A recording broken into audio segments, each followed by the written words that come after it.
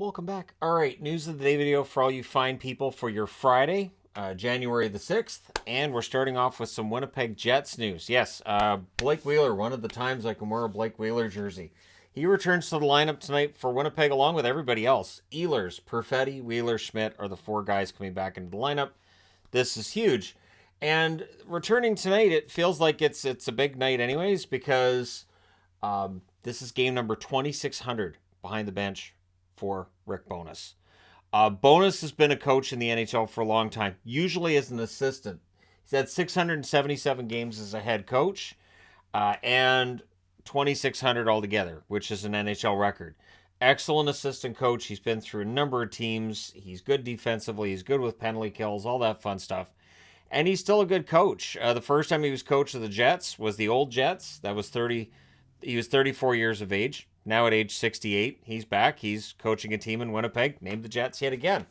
So it has been a remarkable run for Rick Bowness, and tonight he will have a more full complement for a Winnipeg Jets team that is playing host to the Tampa Bay Lightning. So that makes that game a lot more fun.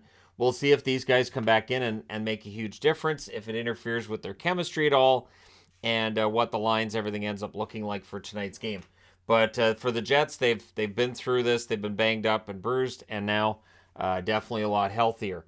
Speaking of injuries, Caden Guhle is out 8 weeks. It's a knee injury for him. So Guhle, who's had a decent rookie season, things are just falling off for Montreal in general. So Guhle being out, I don't think will affect the on-ice product.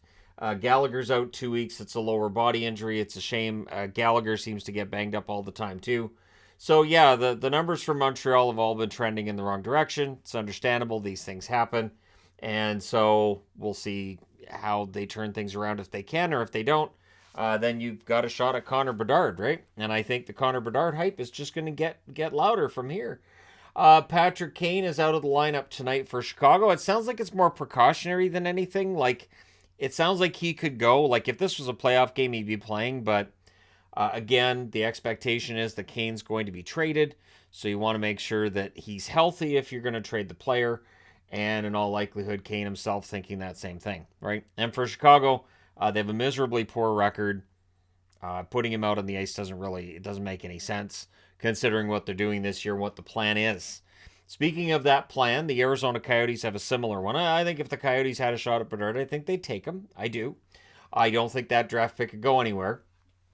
Dylan Guenther, coming off of playing with Bedard and scoring the golden goal in last night's World Junior Championship gold medal game, he's returning to the Coyotes. So it will be interesting to see how Guenther plays upon returning. I thought Guenther was fine for Arizona before being sent to the World Juniors anyways. So he gets a chance now to come back to the Coyotes, who could use his scoring, and they could use some of his energy. They've lost, 4 in a row right now?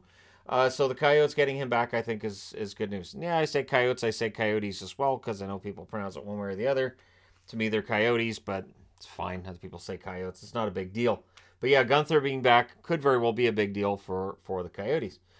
Victor Hedman's out tonight in that game against Winnipeg, so if you're looking for an underdog tonight, if Winnipeg shows as an underdog, there's a problem.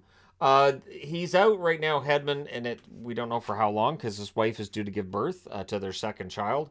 Immediately, I thought about the commercial that they show all the time with Stamkos' kid and Hedman standing there with a baby that I've heard isn't his. I'm pretty sure it's Hedman in that, and Stamkos saying, well, better start saving for college, like maybe hockey's not his thing when it's a baby. It's a pretty funny commercial.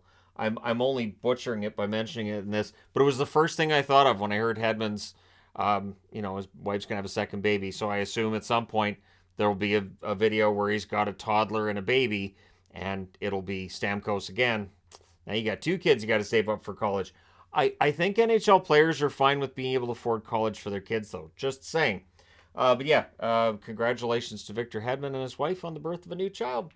Matthew Joseph skated in a non-contact jersey for the Sens today. He is seen as the closest to returning of the injured players on their roster. It would definitely help their penalty kill. I also wanted to mention here, too, there's an article on, I believe it's on TSN, about how Ottawa's playing games that mean something, and DJ Smith deserves a lot of credit for that.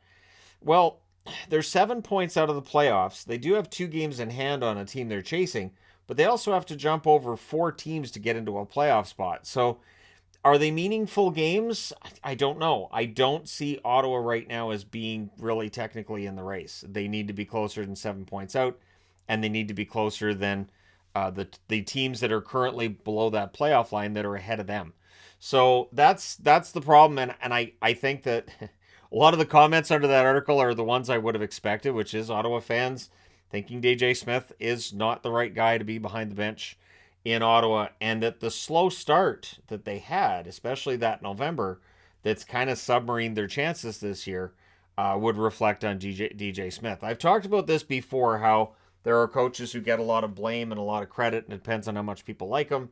And so they may not get the credit when the team's winning. They may get all the blame when the team's losing. Lindy Ruff in New Jersey comes to mind, but DJ Smith's another one as well. So I don't know how meaningful the games are right now for Ottawa. And I don't know if, I'm going to do like a mid-season report card on teams in the NHL. I don't know that I would be able to give Ottawa much higher than maybe a C, right? So you guys can let me know in the comment section below whether or not you agree with the idea that Ottawa's playing meaningful games and that the coach is why they're playing meaningful games, or if you see the team as already being in a position where they'd have to look to next year for when they're really going to come out of the rebuild. And that's the tricky thing, is knowing when you're out of the rebuild and really and truly in the hunt. Speaking of in the hunt, the Minnesota Wild and Hunt, sure. That's an aggressive logo. Duhaime returns tomorrow versus the Sabres. It's funny because I didn't use the logo for this video. But yeah, Duhaime returns tomorrow against the Sabres. The bad news, if you're a Wild fan, is Zuccarello's not going to play. He's seen his day-to-day. They're saying he's banged up. So they're not telling us what's going on, but it sounds like it's nothing major. He should be with the team on their trip after this game against Buffalo. That's the expectation anyways for Minnesota. But let me know your thoughts in the comments section below as always. Don't forget to hit like and subscribe if you're browsing your way through. You just happened upon this video. Thank you guys so much for watching, for all your support. I will talk to you again soon.